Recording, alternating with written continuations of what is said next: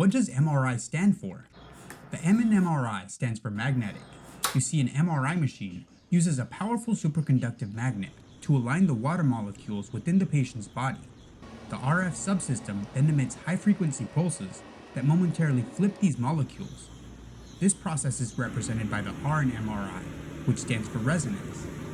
Lastly, the MRI machine's receivers detect the signals generated by the movement of these molecules and reconstruct them into detailed images. This is the I in MRI, which stands for imaging. So MRI stands for magnetic resonance imaging. How much radiation does an MRI have? MRI is often marketed as a safer imaging alternative because it does not use ionizing radiation, unlike X-rays or CT scans. However, this can be somewhat misleading. Radiation is a general term that refers to waves or particles of energy in various forms, including radio waves, microwaves, visible light, ultraviolet light, and high-energy waves, such as X-rays and gamma rays. While it may be true that MRI does not use ionizing radiation to produce images in the way that computed tomography does, or even store a radioactive source within the scanner like a PET scan machine does, MRI does utilize non-ionizing radiation. Non-ionizing radiation lacks the energy to strip electrons from atoms or molecules, unlike ionizing radiation, which can create unstable ionized particles. Non-ionizing radiation, while generally considered safer, must still be monitored. In fact, the FDA has established limits on how much radiation a patient can absorb during an MRI scan.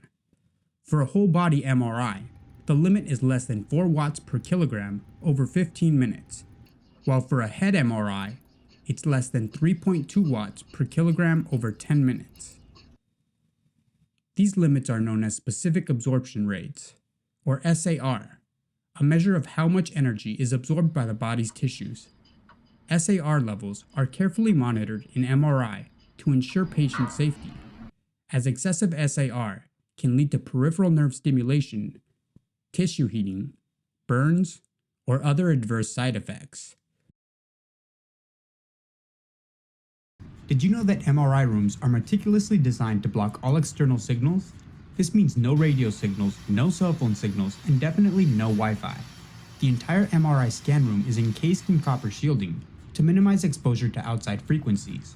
The door is sealed with a pneumatic bladder inside a metallic mesh, and the window in front of the MRI tech console is made of a fine copper screen, which blocks external signals while still allowing technologists to see inside the scan room.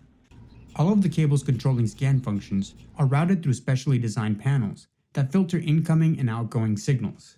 If any of these shielding components fail, image artifacts can occur, potentially rendering the entire MRI machine useless. And that's why I think the M in MRI stands for magic. Follow for more insights into medical imaging. Can MRI magnets be turned off? No, I'll tell you why. MRI magnets are self-contained closed-loop systems that leverage the superconductive properties of niobium titanium. This allows them to efficiently maintain the electrical current within the magnet coils after the initial high-power magnet ramp-up. The only ways to turn off an MRI magnet are through an MRI quench or by ramping the magnet down. An MRI quench is a sudden and catastrophic event where the liquid helium rapidly evaporates, causing the magnet to lose its superconducting state instantly. Ramping the magnet down, on the other hand, is a controlled and safer process that gradually reduces the current in the magnet coils. This method takes a few hours, but avoids the dangers and potential damage associated with the magnet quench.